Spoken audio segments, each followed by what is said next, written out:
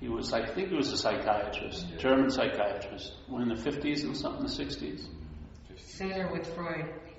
Was he with him? Yeah, same time as Freud. Well, I think he wrote a lot of books, but the one book I read when I was young was The Murder of Christ. Yeah? And that's not the murder of Jesus, but the murder of Christ. Christ means like consciousness, Christ consciousness. Jesus is like the action figure representative. Yeah? But the Christ consciousness is different. That would be the same thing as Buddha consciousness, like that. So in this book he talks about us. And he calls what we suffer from the emotional plague of man. And the emotional plague of man, if I can remember, I may just paraphrase it, it's sort of like there's something that's very off in us, yeah? We know it, but we're in a huge denial about it, yeah? But that just doesn't sit well with us, so what happens is we're sort of in this trap, yeah? And yet, we act as if there's no way out, but there is a way out, but we don't want to find it. So the big admittance of the truth is you really don't want to be free, in a sense. Yeah? So that just can't sit well with the minds. So what they do in this trap is they build things like institutional religion and things like that to point outside of the trap, but they have no intention of taking one outside of the trap. They're there to make you feel a little better inside the trap. They're not going to take you outside the trap. Yeah? And everyone is very clear about that, so it's safe in a way. They're not going to go and be confronted with that, let's say, that iron ball in the gut. Okay? So now he uses the example of Jesus of Nazareth. So then he says, and this isn't like an eyewitness account. He just uses it as to present an idea. So, okay, Jesus shows up. And he's pretty bright, and he's healing people, and he seems to be very attractive to a lot of people. They're like, wow, yeah, and they're all clapping, yeah, Jesus is great. But after a few years of Jesus' presence, it's starting to irritate them, because he's sort of saying, there's a space outside of the trap, and why don't you, and come on, And at first they thought that was really like, oh, that's so refreshing and everything. But then it was seen to really be what it was for them, a threat. Yeah. So the same people that were sort of clapping for him and everything else like that, 3 years later were begging for his crucifixion. Yeah, because they didn't want that example anymore, because it irritated them nestling into the trap. Now, they like things in the trap that point outside but have no intention of taking them out. But they don't like when someone is an example of being outside the trap. Because then the guilt, the true guilt, that's the gravity of that ball in their gut, gets irritated, yes? So that fucking person or that thing's gotta go. So he describes it as what is happening to kids every day through the educational system. Yeah. So a little kid, a little baby, is an obvious example of that Christ consciousness. There's an awakeness, and there's no sense of Paul. There's no sense of guilt that hasn't arisen yet. Yeah? And there's a freedom. And so when you walk in a room and there's a baby, most people are drawn just to look at the baby. Even if someone just spent $30,000 with plastic surgery and Prada glasses and stuff like that, if they walked in, the attention would still probably go to the baby. Yeah? Because that's what's really attractive. But if that baby didn't grow up and become conditioned and become a part of our little herd, we'd probably want to kill that baby if it's kept demonstrating that aware, conscious presence, because it would be really irritating to us, because it would be displaying there ain't no trap.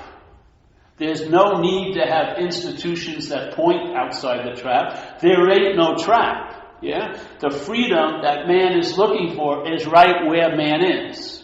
And that's the last place that he wants to or she wants to admit. Yeah? So it will, like they say in Zen, if you see the Buddha, shoot him. So why is that? It's because you and I are throwing, let's just use the terminology, our Christ consciousness onto an individual and making them super special. Yeah? In a very convenient way, we're off the hook of ever being that, because how could I be a Buddha? Yeah? We can't deny the consciousness, but we can make it into something that causes us to have no access to it, yeah?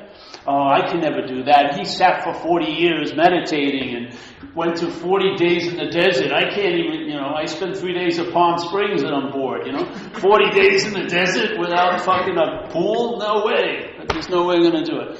So the educational system is a way that Christ consciousness is seemingly put out, yeah?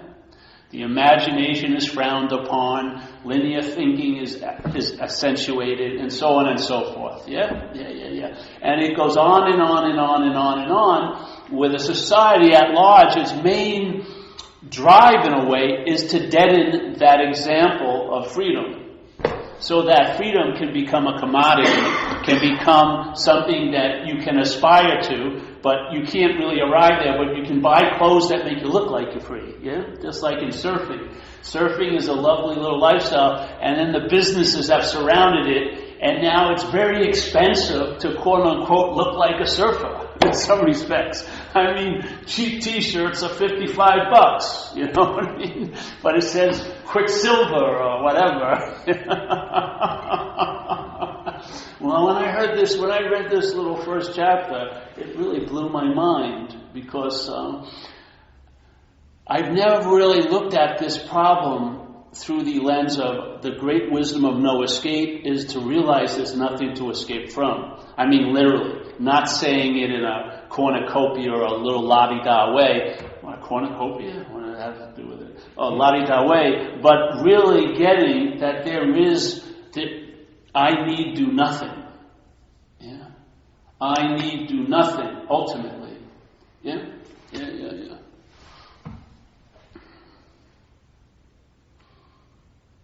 That was really cool, because my feeling, one of the last things my mind can ever let out of its little security cell is I don't want to really be free.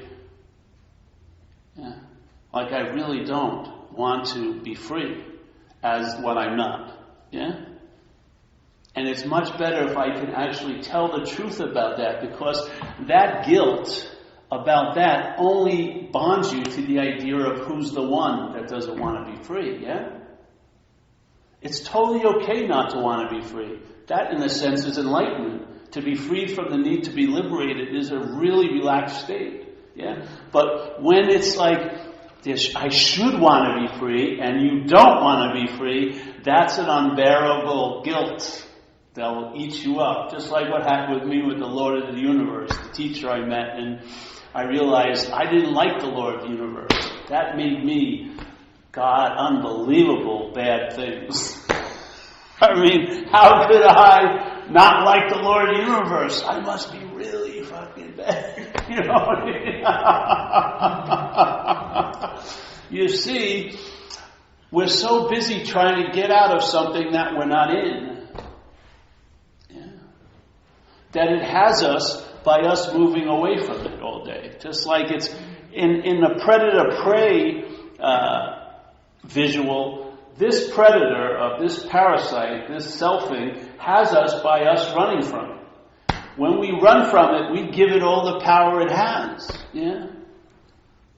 That's one of the biggest things that happened for me in recovery, is my whole strategy. I was overwhelmed young, from my grandmother and father dying when I was 9, because I really loved them like only a kid could, And I had no idea that something that I loved could end in 1 second and never show back up, my processor couldn't process it, yeah? So it started to really shut down there, and its strategy in shutting down was I can't let another feeling ever come in. Yeah? I need to have a feeling in place to beat the other feelings that could come from life on life's terms away. Because these feelings I'm having just are overwhelming the fuck out of me. So I was driven to make everything that seemed as real could be unreal. That's what I was trying to do. Just like every night I shot drugs, I was trying to make the self unreal. Yeah? I was trying to get out of myself all freaking day. But I didn't realize that by me trying to make it unreal, I made it as real as it could be. It was when I finally accepted all these things, or at least let them land, all these things I was constantly shooing away. Don't land here, don't land here, don't land here. And they have a persistence. And I said, okay, land. And when I did, and I let all these ideas, let's say, that I'm not enough, that I'm very evil, whatever it may be, let them land and let them be as real as they want to be, they showed me their real nature, which is their unreal. But as long as I was busy making them unreal, they were as real could be. Don't you see your role in that?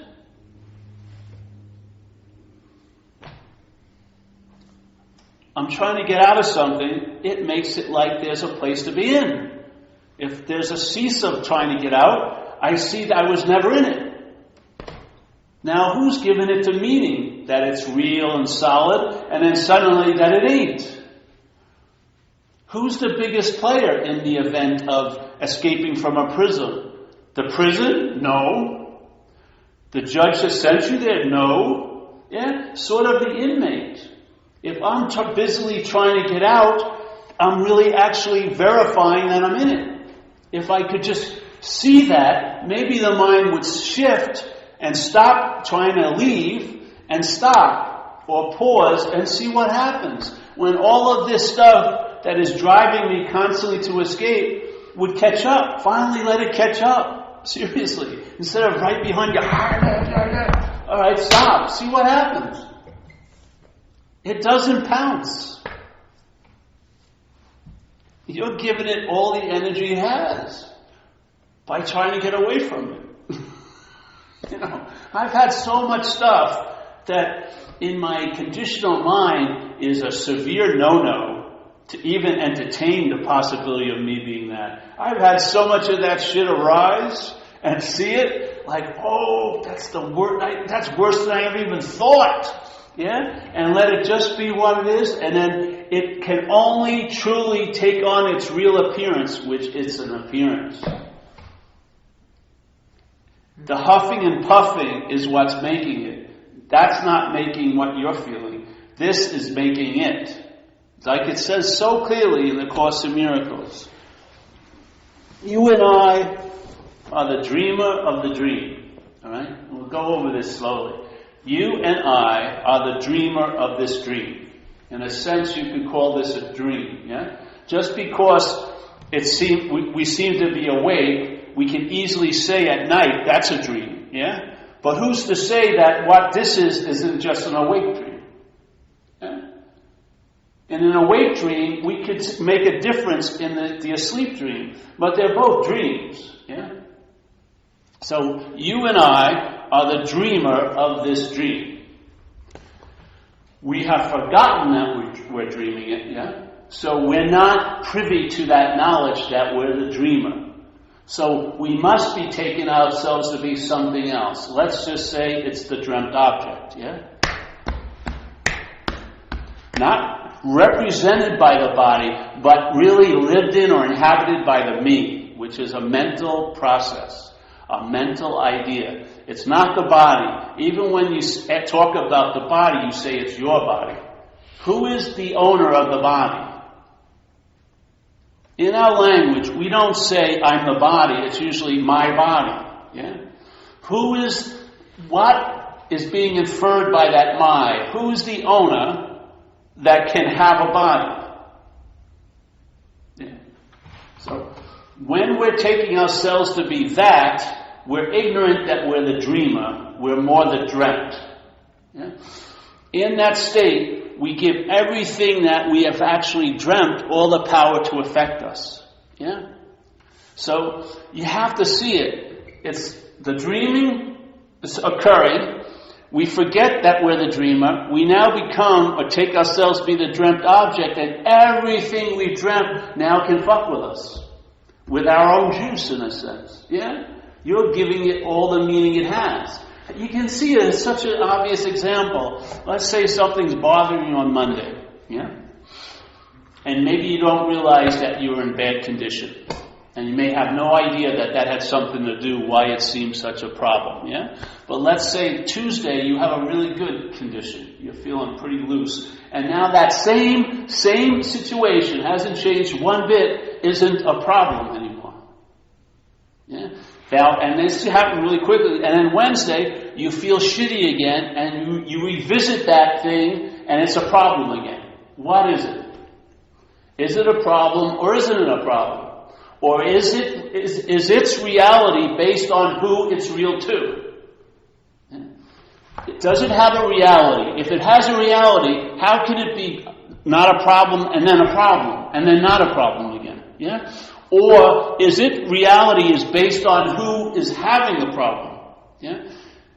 The who may be what's giving that thing the meaning that it's a problem one day, and when there's a little looseness around the me, then that same thing is viewed as not a problem. You don't see the power that we participate in? That you and I are given everything all the meaning it has? And that when push comes to shove, are we ever experiencing a solid, authentic, real thing? Or are we experiencing the meaning the mind has given it? Yeah? In other words, maybe there are things, yes, but what we're seeing them as is not coming from the thing, but is coming from the dreamer. So the dreamer is giving what's dreamt all the meaning it has. And maybe we're perceiving it as if it's real, but it's actually a projection. I would find that to be incredibly helpful, so that first of all, that drive to blame others would drop precipitously, because you realize they don't have truly anything to do with it other than the meaning I give them, in a way. So one day someone's an enemy, the next day they're a friend. Did they change? You may say that, but it's basically where you're seeing it from is what's dictating the meaning that they're given. Yeah? Okay. So let's say you've had a long period of responding or reacting to a certain thematic system of meaning. Yeah? In other words, we all seem to share the same possibilities, like I will be okay somehow if I do this and get that. Yes, many of us have that idea. Many of us believe in time, yeah? And that our minds tend to value past and future more than anything else. They don't value now. We share these basic possibilities because we're truly not individuals. There's a system of thought and interpretation that's called self-centeredness that's the dominant meaning giver in all of us, yeah? We've had certain environmental conditioning different and sort of, let's say, DNA conditioning differently, but the basic format is the same for all of us, yeah?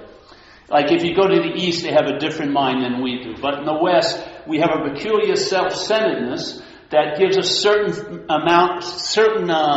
let's say, spectrum of meaning, and we've seen all of it. Yeah.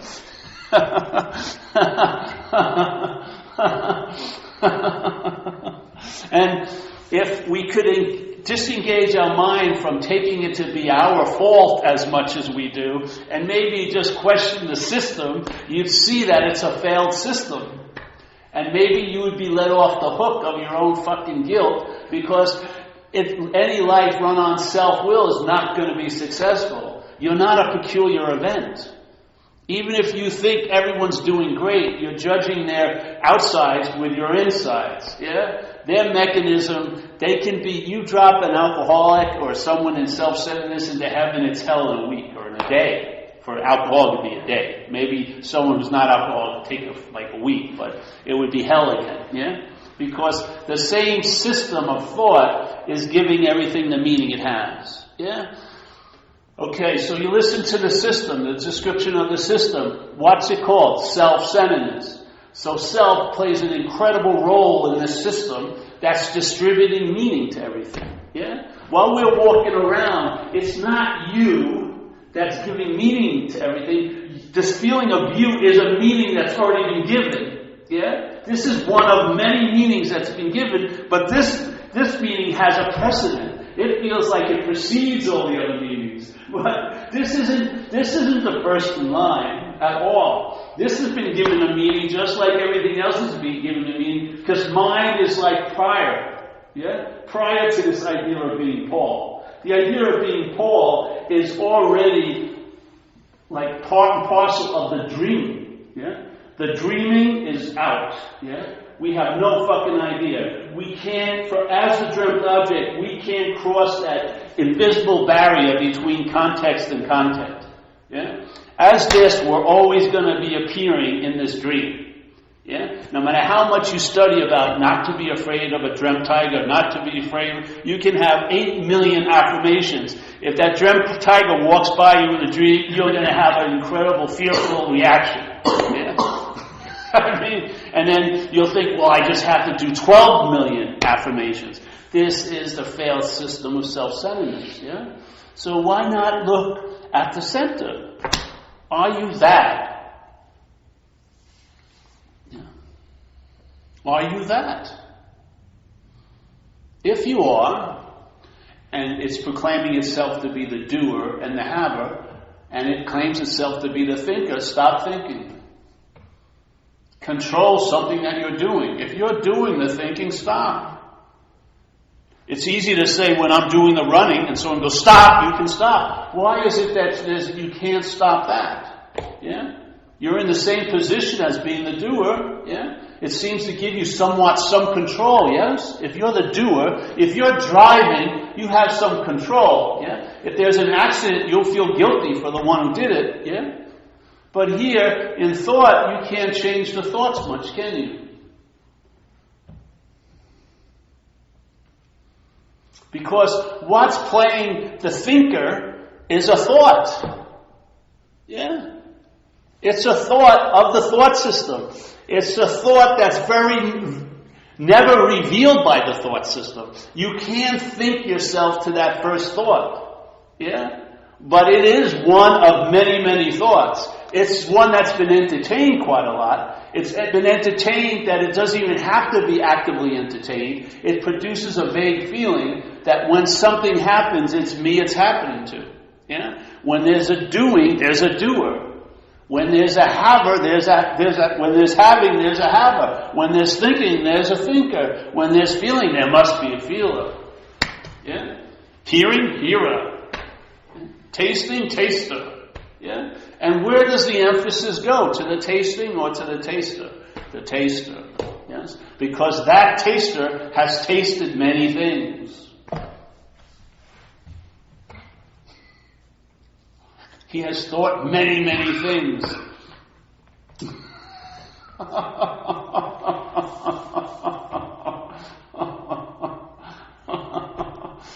I would say what we are is a remembrance. Seriously. I think every time there's doing, we remember there's a doer. Every time there's seeing, we remember there's a seer.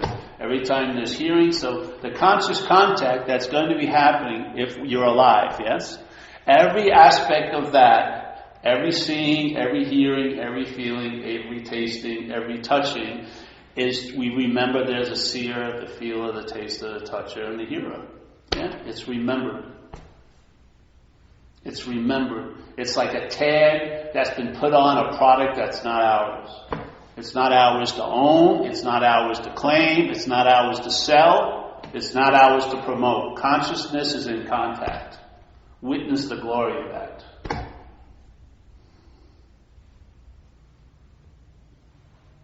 Even the sound I was talking about before, the music of the celestial spheres, the hum, whatever. That sound, which seems to precede all other sounds I hear. Like I'm hearing this, but I hear that prior to it in a way. If I hear music, that's underneath it. This seems to be underneath every other sound, but this sound is being seen. Yeah? Something is hearing that, which is a form of seeing. Some, I would say not something, but nothing is hearing it. Yeah? And nothing that can be heard, that can be felt, that can be sensed, that can be smelled, that can be tasted, can ever precede what's seeing it, what's hearing it, what's feeling it, what's tasting it. There's no way in hell. It can't precede what's always so? Why not just give up the ghost and fucking surrender to that? And maybe you'll get relief from all the consequences of this little bit mistake of claiming that was something that you should have just like sort of knelt down in front of instead of claimed. Because yeah, it would have probably been a much more appropriate response to kneel down and just sense it than to claim it away. Yeah.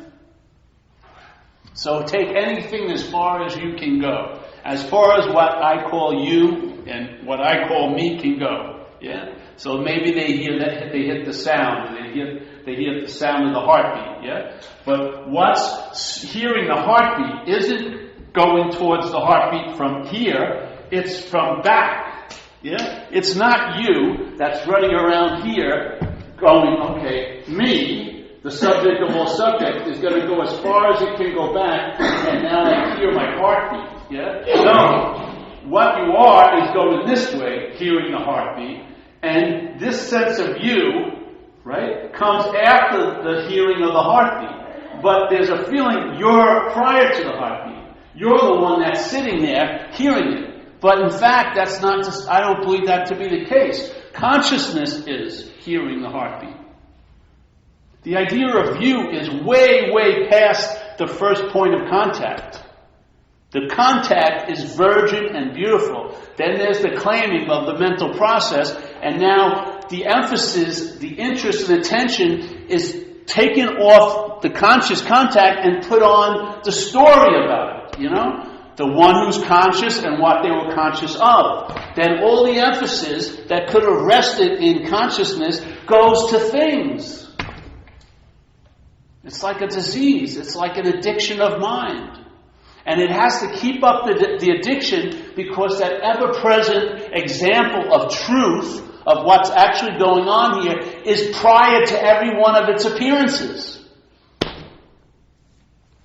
Every time you appear, it's an afterthought to what actually is happening. It's an amazing heist that something that happens later precedes everything else. Can you imagine? Something that's happening later has actually put itself in a position prior to consciousness, prior to awareness, and there's a feeling that you're aware. Yeah? I'm the one who's aware. Look, it's so obviously not so. The feeling of you is way, way, way down a conveyor belt. Just because once you drop off and you feel really like you, it's like that's the end of the line of the conveyor belt. When you hit the ground, you believe you're prior to the conveyor belt. You don't believe you're produced, do you? You believe your inherent solid sense of Paul. That has been produced by the claiming of conscious contact. Slapping on a seer with every moment of seeing. Slapping on a hearer with every moment of hearing. Slapping on a smeller with every moment of smelling. Yeah? But the smelling, the hearing, the seeing comes first. The thought that it's you comes later. If you want to look at it that way, what's more you? What precedes the appearance of you?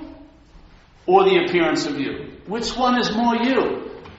What precedes the appearance of you? Or the you that's being perceived? Then what's that which is perceiving you? Could you be separate from that? The only way you could take to be separate from that is to be a thing. And obviously you're not a thing. Even when you were born, you weren't a thing. It was obvious. Something was moving through a thing. Yeah. The brain hadn't developed enough, but it was aware and as awake as all can see.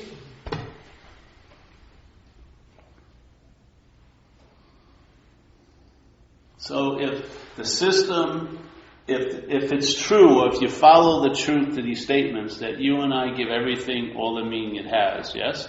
then that you, let's say there's two aspects, the you and the I. Yeah? Let's say the I is awareness or spirit. Yeah? If the I is giving everything all the meaning it has, yeah, it's going to be a much different experience being here than if it's the you. First of all, it wouldn't be the you, it would be the me. If the me is giving everything all the meaning it has, you've been through it already. Hundreds and hundreds of times. You can do an inventory on fear for 3 years and you just fill in the blank. I'm afraid of, some different topics, yeah? But it's the same basic view. Anxious, yeah? You're not going to get what you want and you're going to lose what you have. Anxiety is the baseline. Yeah? How is something agitated ever going to find peace?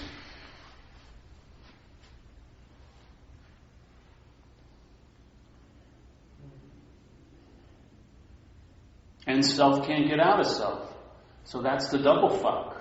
Yeah? You have this huge drive to get out of self. I need some freaking relief from self. Yeah? But maybe you don't sense that it's self trying to get out of self. That's why it hasn't been successful. Because you can't escape from an imaginary place. You can have the greatest map of all time. You're still not getting out of there because you're not in there. Without an escape, there ain't no prison to escape from. And then, conversely, you'll stop trying to get into the moment because you realize you can't be out of the moment. That the moment is actually you. You're not in a moment, yeah? But you're actually the moment. So the idea of getting into the moment is insane if you can't be out of it. Yeah? And the idea of getting out of self is totally insane if you can't be in it. So if you really feel like you're in self, it's because you've been busy trying to get out of it. And if you really feel like you can be out of the moment, it's because you've been busy trying to get in it.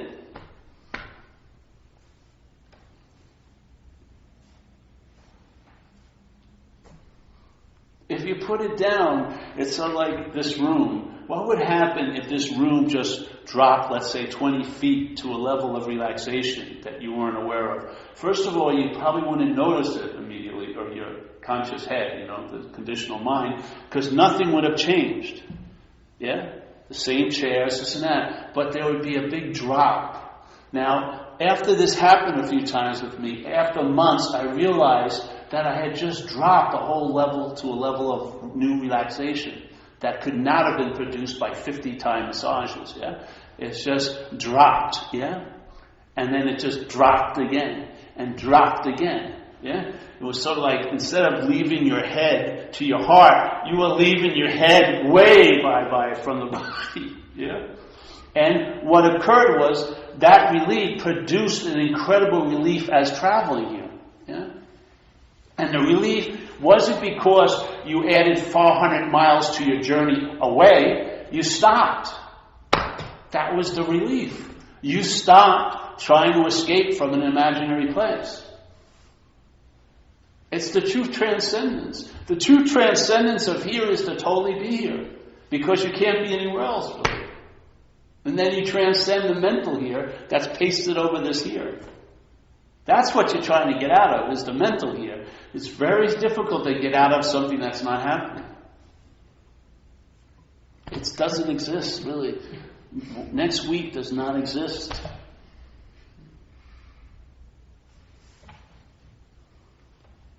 If I go to my hometown, the most heinous act I ever did, let's say, was at Burtis Avenue and Maple Street.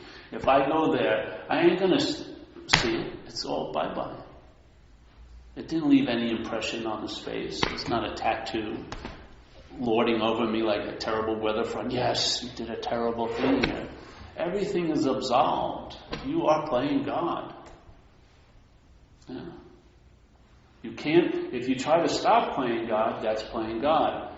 And so if you try to stop playing God, that's also playing God. You can't escape. Self can't get out of self. Why is that true? Because it's nothing real. That's why you can't escape from it. Why do you think self can't get out of self? If there was something, a real self, and then you were a little bit different that you would easily be able to get out of it, yeah? If you found the right techniques, you could leave self. But you can't leave an imaginary place. You're leaving it makes it real. It's like you're trying to escape Pleasantville, makes Pleasantville seem real. Yeah? If you would just say, I don't know. When this dawned on me, what it provoked was a very deep level of relaxation. You know, in recovery we say, drop the rock, or you put the ball down and you stop running, and yeah, something picks it up. Life goes on, but you just travel a lot lighter. Because ultimately, there's nothing any better than here. Why? Because you're here. You're all there is. You are what you've been looking for your whole life, in a sense. But none is a you. And if you are waiting to get it, you're going to be waiting a long fucking time. Because you're never going to get it. The hope, if you got it, that would be truly not getting it. That would be the most ultimate not getting it, yeah? It's like you're freed from the need to be liberated because there's nothing that needs to be liberated. Yeah. It's totally okay to be exactly like you are. Yeah. And if you're killing people, maybe it isn't on a certain level because you're going to get arrested and thrown into jail, unless that's where you want to go. But if you have a certain way of life, you're totally fine just the way it is. Go eat your crinkles or whatever. It's not a monumental, it's not an earth-shattering event. You're not that important.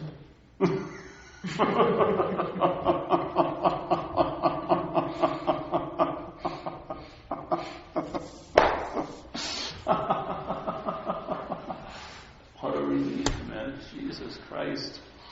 You don't see how it gives meaning to actions? When you think everything you do has so much importance, what's giving that the meaning it has? The selfing.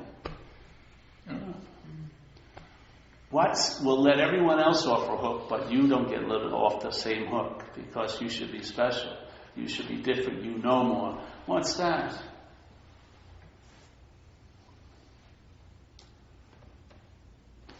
You wouldn't treat like one of your enemies as bad as you treat yourself.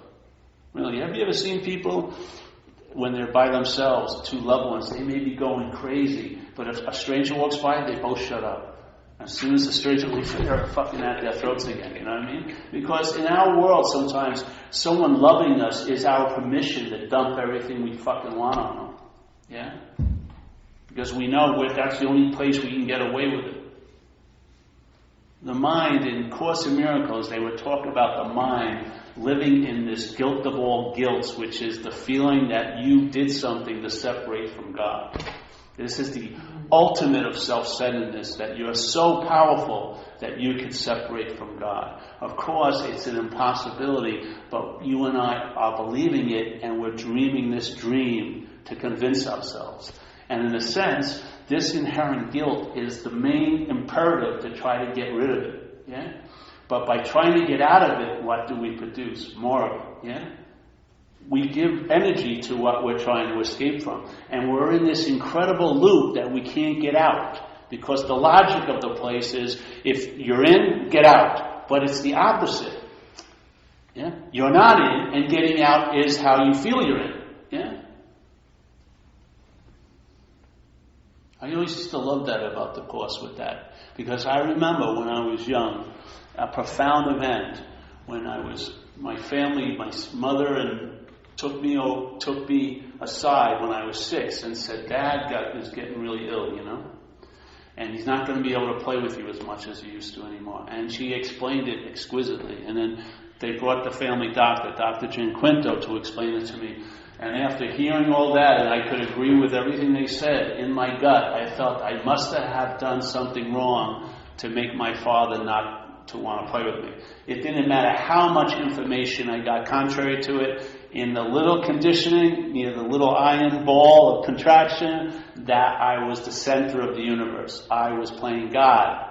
And therefore, I must have done something to cause this to happen. Can you imagine if there's a belief in your head that everything could be perfect, that all there is love, and then every day you see the evidence to the contrary during your day, who the hell is going to get blamed ultimately? You. Yeah? That's like the inherent guilt we're trying to get out of every fucking second of the day by dumping it on people, by doing this, by trying to escape. Yeah? The whole point is, the true atonement is nothing ever happened. This feeling of separation isn't true. It's a dream. There's no need for forgiveness. The true forgiveness is prior to forgiveness, that nothing or no one has ever done anything here. Yeah? That ultimately we have never left what we've always been. Yeah? That's the true radical freedom. And what is it free from? Freed from any guilt, which is like the fucking furnace or nuclear reactor to self-centeredness. Guilt fuels all of it. Guilt fuels the whole system. Yeah? Because obviously, if this is the way it is, you must have had something to do with it, because you are the doer. You are the subject. You are the haver. You are the seer. You are the feeler. Therefore, if there was a heaven, but it sure seems like hell, you play a big role in it being hell. Are you doing? How can you live with that? Look, you can see exactly how we can live with it. Yeah. So deep down, you may not believe that you can feel love, so you're shut down. Intimacy is the thing that scares you the most. Yeah? That's what people said when I used to do my shares. They said, "Oh, wow, you looked like you really lived on the edge. You were overdosing, getting shot at." I said, "You know what living on the edge really is? Sitting there and being unconditionally loved for 5 minutes. Try that one out when you have this guilt." Because that's like a total different evidence that your mind does not want to see. Because it's totally disputing its case, yeah? When you're loved unconditionally, that parasite starts squealing. You've actually caught it in the light. It's out of its little lair, and your head just, "I can't take it anymore." You can be overdosing, get cracked ribs. Oh, I can hear that. Love, stop it.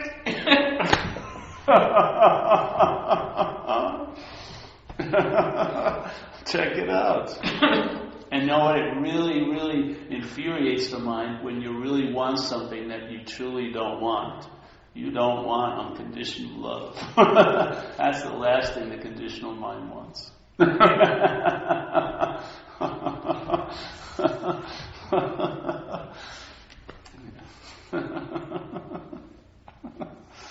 So yes, if I'm not that center, you'll find out what happens. And you'll know the tree by the fruit. You'll know the quote-unquote problem by the solution. That is where it gets truly verified. It's never verified in the problem, because there isn't one, really. It's verified from the solution. That's when you really learn about the problem. Yeah? When you get freedom from the problem, you'll know it by its absence. You'll really get how lonely you were. You'll really get how isolated you were. You'll really get how terminally unique you felt yourself to be. You'll really get the sense of that contracted ball called that first guilt. Yeah? You'll really get it. But while you're in it, you never get it.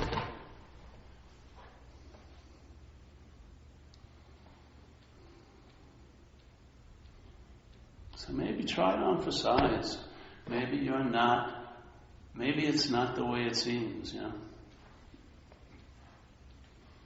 Maybe that drive to get out is really how it appears to be in. And not try to change it, just see it. See it. Just the seeing of it will break a lot new information. Downloads will occur, and you'll find out. And then you'll have something that's true that your attention can rest on. And then the attention will keep verifying the truth of that. For me, it was the last answer. I haven't found a new one since. Nor am I looking. So it must have been the last answer so far. Yeah? there's some level, somewhere, you're going to have to be the authority. Yeah. You can keep trying to get authority figures to proclaim that you got it, but you're going to be the only one who's actually going to know it by finding out. Yeah.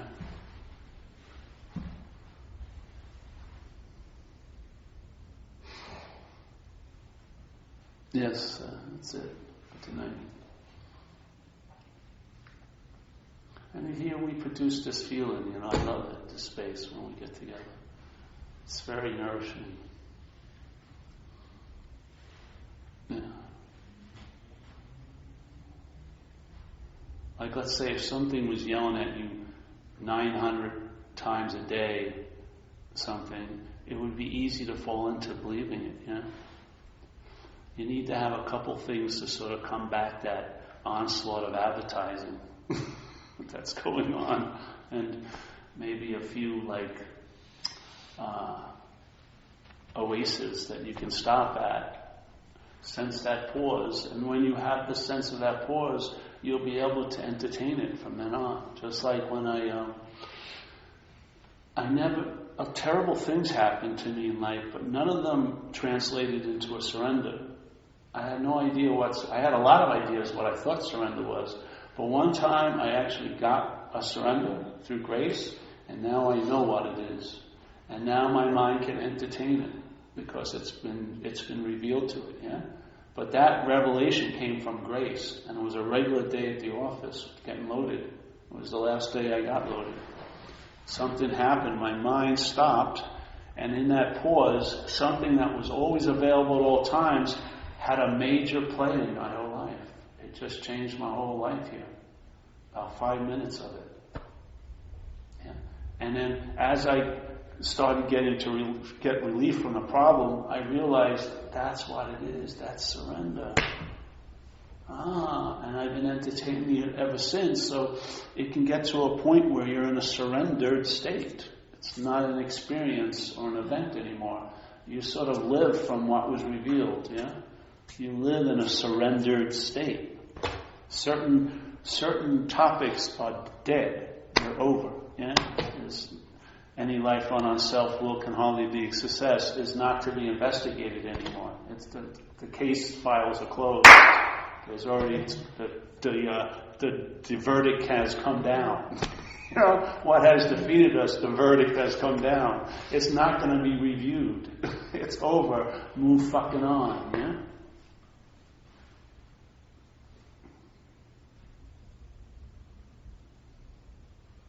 Platform gets bigger and bigger. I cannot believe I'm even having a total change of body after 50-something years of being in a certain condition, chronically this way or that. And now my body is healthier than it's ever been, and it's difficult for my conditional mind to wrap itself around it. It's taking it to be a threat. It's like, fucking just... I do fine when I'm infected with sinus disease, but when my head's clear, it flips my head out. I swear to God, I just can't believe, what's this? It totally goes against its whole fucking story. It's like the last bastion. The identification with the body has been invaded by the light.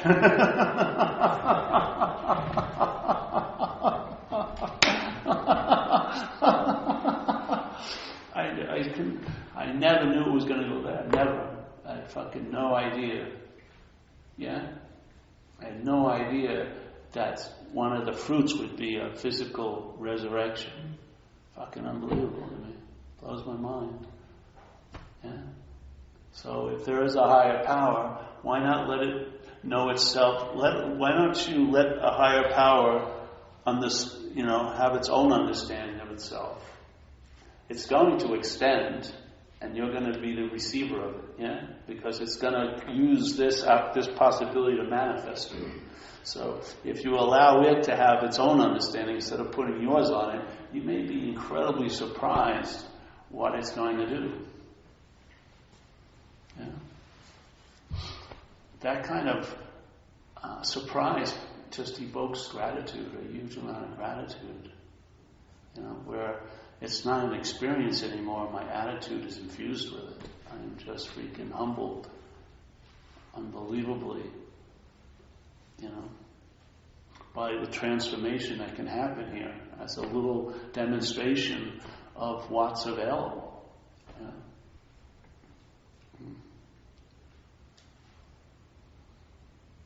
And from things occurring, this is how it shares through me. It expresses a view of what it's not. Because I found that to be the best way it works, is when I can see what I'm not. Because I can see what I'm not because it's not me. There's just seeing, there's no seer. That's the mystery. The best you can know this as is a mystery, and just drop the fucking, investigation and just sort of appreciate it, honor it, see what happens. Yeah. Any questions?